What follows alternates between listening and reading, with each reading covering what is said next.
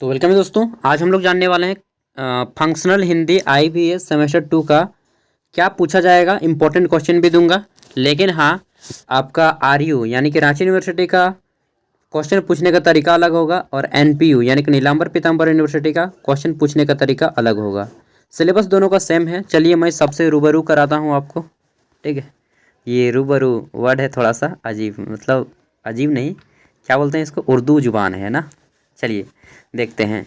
तो सबसे पहले हम लोग देख लेते हैं सिलेबस रांची यूनिवर्सिटी का, ये रहा आपका। उसके बाद NPU का देखेंगे।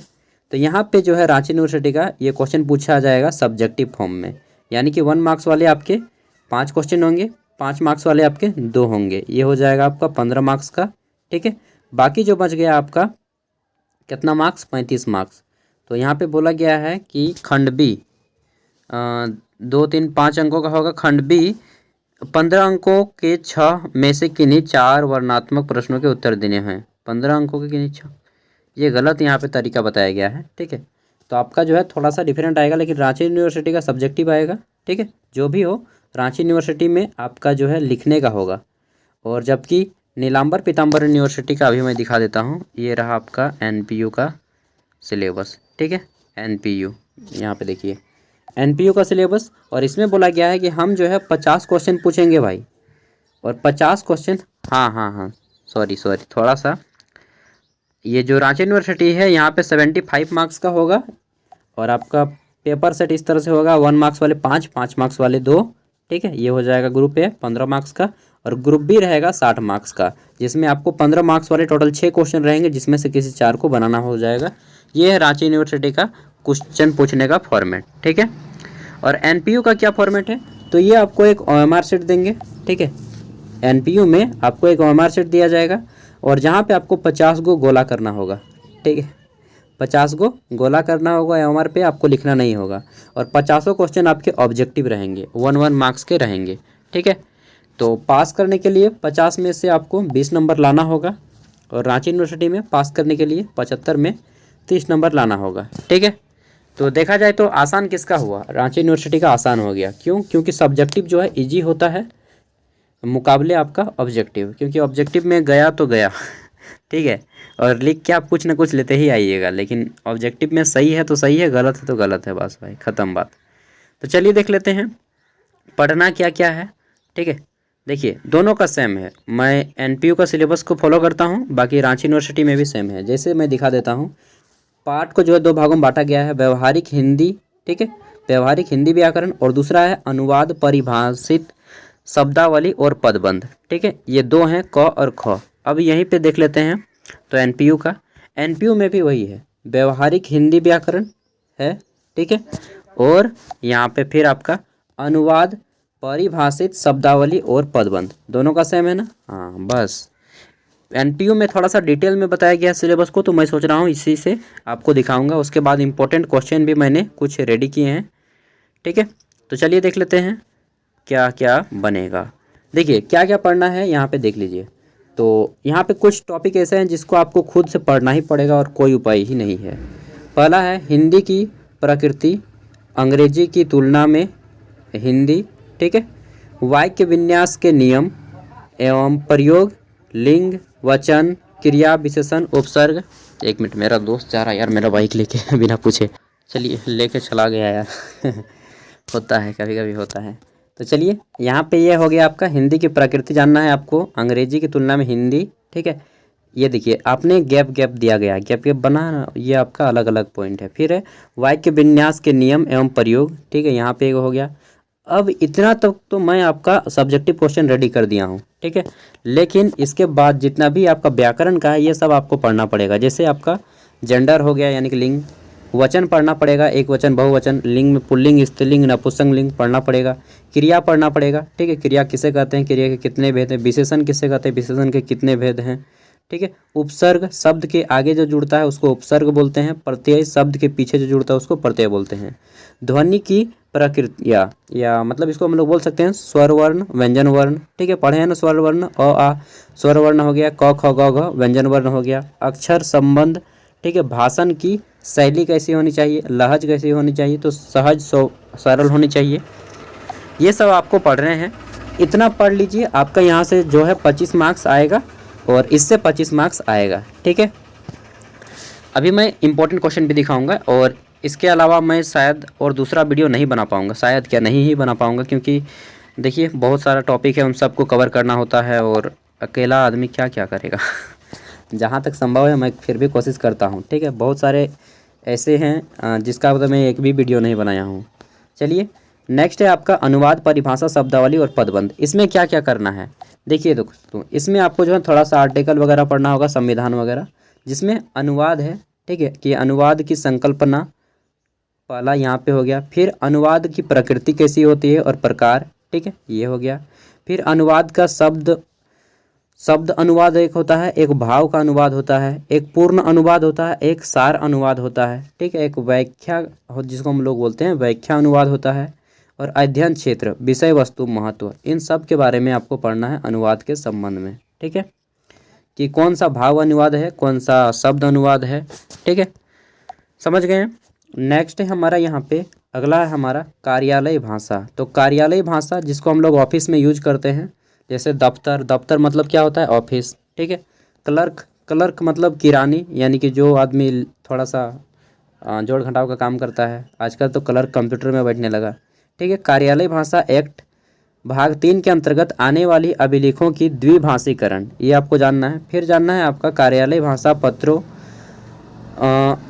कार्यालय भाषा पत्रों, स्मरण पत्रों, पावती रिपोर्ट, पावती रिपोर्ट मतलब प्रिंट आउट, ठीक है, या फिर जब आप कोई चीज़ जमा करते हैं तो आपको एक पावती रसीद मिलता है, ठीक है, रसीद जिसको बोल सकते हैं आप। कार्यसूचियाँ, मिनट क्या है जी, मिनट्स होगा, सॉरी मीटिंग्स होना चाहिए, मीटिंग्स और बैठकों की कार्यवाहियों का अनुवाद, ये जानना है। नेक्स्ट है हमारा यहाँ पे, तो कहाँ गया, नेक्स्ट है हमारा यहाँ पे चौथा नंबर। अब देखिए आपको कुछ अलग अलग चीज़ें जाननी होंगी, जैसे मंत्रालय जो हो गया, जैसे गृह मंत्रालय हो गया, नाम सुने आप, ठीक है, होम मिनिस्ट्री हो गया, रेल मंत्रालय हो गया, तो बहुत सारा मंत्रालय है भारत में। तो मंत्रालय, बैंक, ठीक, निगम, कंपनियों में, रेलवे में, वायुसेना में, इनमें बहुत जो है वर्ड यूज होता है, अलग अलग टाइप से वर्ड यूज होता है। जैसे मैं अभी आपको बता रहा हूँ, सेवाओं में विभिन्न शब्दावलियों को प्रयुक्त होने वाले शब्दों को और वाक्यों को जानना है। जैसे अगर आप मंत्रालय चले गए हैं तो एक होता है गृह मंत्रालय, ठीक, एक होता है शिक्षा मंत्रालय, बहुत सारे मंत्रालय हैं। इन सब में कौन बैठते हैं, तो मंत्री होते हैं। और ऑफिस जो मंत्रालय होता है, जैसे मान लेते हैं कोई मंत्रालय है, ठीक है, तो मंत्रालय का हेड कौन हो गया, ये सब जानना है। सेक्रेटरी एक होता है जिसको हम लोग सचिव बोलते हैं, ठीक है। जैसे हम लोग मान लिए कि झारखंड मंत्रालय है, ठीक है, तो वहाँ का अध्यक्ष कौन होगा, उसको सचिव बोलेंगे, ठीक है, झारखंड मंत्रालय के सचिव। और शायद अभी रिटायर हो गया, मतलब होते रहता है यार, झारखंड में तो राजनीतिक खेला होते रहता है, ठीक है। फिर बैंक में आ जाइए, तो बैंक में आपका कौन कौन बैठते हैं, एक होता है मैनेजर होता है, कैशियर होता है, ठीक है। फिर स्टाफ होते हैं, बैंक कर्मी होता है, शाखा प्रबंधक जिसको बैंक का मैनेजर कहा जाता है, ठीक है। तो ऐसे वर्ड आपको जानने हैं। निगम में जो प्राइवेट सेक्टर होता है, तो ब्रोकर जिसको बोलते हैं, दलाल वगैरह होता है, ठीक है। बीमा कंपनियों के एजेंट होते हैं। नेक्स्ट हम लोग आ जाते हैं कंपनियों में, तो कंपनियों में कर्मचारी होते हैं, सुपरवाइजर होता है, ठीक है, और फिर सीईओ होता है, चीफ एग्जीक्यूटिव ऑफिसर। रेलवे में बात करें तो रेलवे में स्टेशन मास्टर होता है, ठीक है, रेलवे में स्टेशन मास्टर हो गया आपका। उसके बाद टीटी हो गया, टीटी होता है ना, टीटी पकड़ा है कभी? टीटी पकड़े ना तो उसको तारीफ़ कीजिए थोड़ा सा, और ऐसा नहीं कि मतलब, हाँ यार, बिना रेलवे में तो स्लीपर बोगी में मान लीजिए आप जनरल का टिकट लिए, स्लीपर में घुस गए हैं तो फिर तो लगेगा ही, ठीक है। मैं सोचा, मैंने अभी तक फ़ाइन नहीं मारा एक भी बार, और मैंने गलत भी नहीं किया है, ठीक है।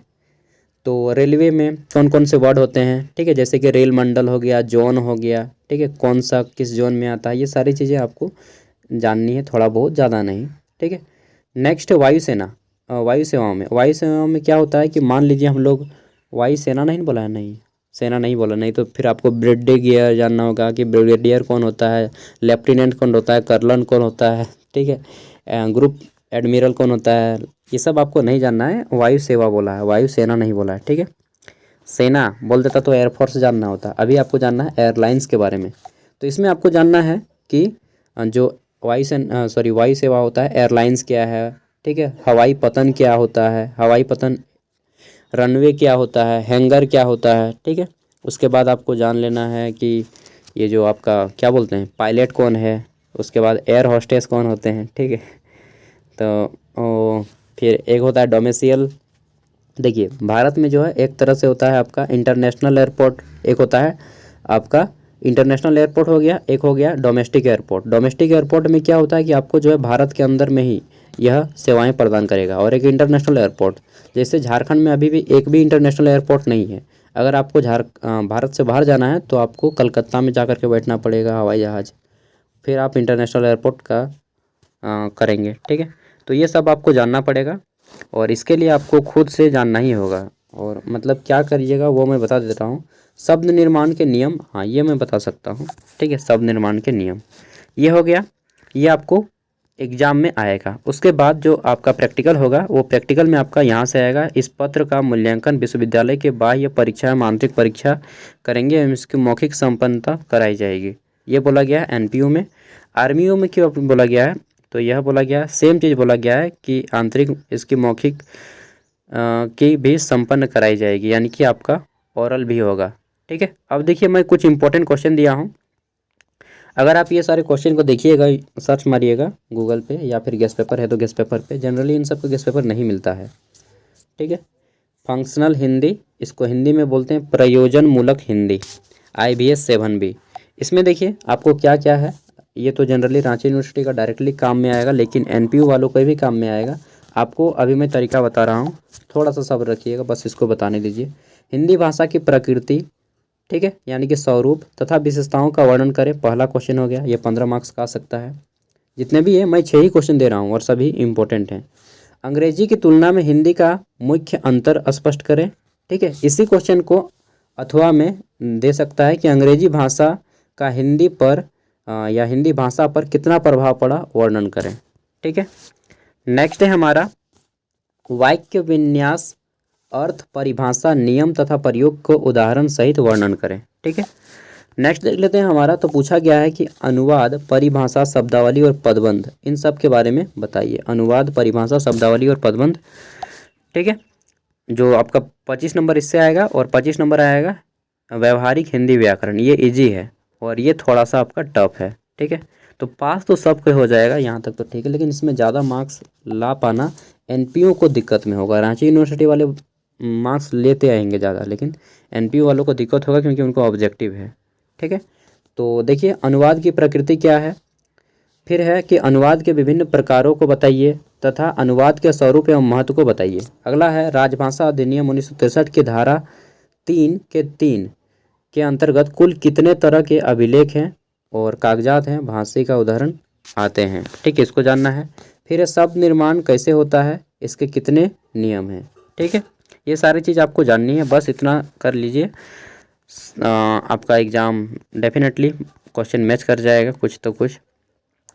अब यहाँ पे एक चीज़ है कि आप इतना तो कर लिए, NPO वालों का क्या। देखिए दोस्तों NPO में कुछ नहीं, अब आपको जो भी चीज़ दी गई है आप इसे एक एक करके ये सब व्याकरण में पढ़ ही लीजिए कि कितना प्रकार होता है लिंग का, इसे किसे कहते हैं, परिभाषा पढ़ना है और उसके प्रकारों को पढ़ना है और उदाहरण पढ़ना है, 3 इन सब को पढ़ लेना है, ठीक है। और मैं जो सब्जेक्टिव क्वेश्चन दिया हूँ आप उसको बस पढ़िए और ऑब्जेक्टिव खुद से तैयार कीजिए, खुद से ऑब्जेक्टिव तैयार कीजिए, नहीं तो मेहनत कोई नहीं करेगा। क्योंकि आप मेहनत नहीं कीजिएगा, आपका एग्ज़ाम है, तो फिर मेहनत कौन करेगा। हमसे जितना हो पाता है मैं करके देता हूँ, ठीक है। मुझे 14 क्वेश्चन अभी वीडियो बनाने हैं, 14 वीडियो बनाने में एक दिन में हालत ख़राब हो जाएगा ठीक है, धुआं हो जाता है मेरा। आगे देख लेते हैं। तो ये जितने भी यहाँ पे हैं टॉपिक, इन सभी को आपको गूगल में एक एक करके सर्च मारना है। जैसे यहाँ पे कार्यालय भाषा एक्ट के अंतर्गत आने वाले अभिलेखों के भाषीकरण, इन सब को आप पढ़ लीजिए। पढ़िएगा ना तो आपको बहुत सारा वहाँ पे फैक्ट मिलेगा, डाटा मिलेगा, उन सब को ऑब्जेक्टिव बनाते जाइए और ऑब्जेक्टिव खुद से आपको रेडी करना है और डेफिनेटली वहाँ से आपका मैच कर जाएगा डायरेक्टली, ठीक है। इन सब का जैसे मंत्रालय दे दिया है तो मंत्रालय को सर्च मारिए एक बार, और जो भी ऑब्जेक्टिव वहाँ पे आएगा उसको पढ़ लीजिए और ऑब्जेक्टिव बना लीजिए, ठीक है।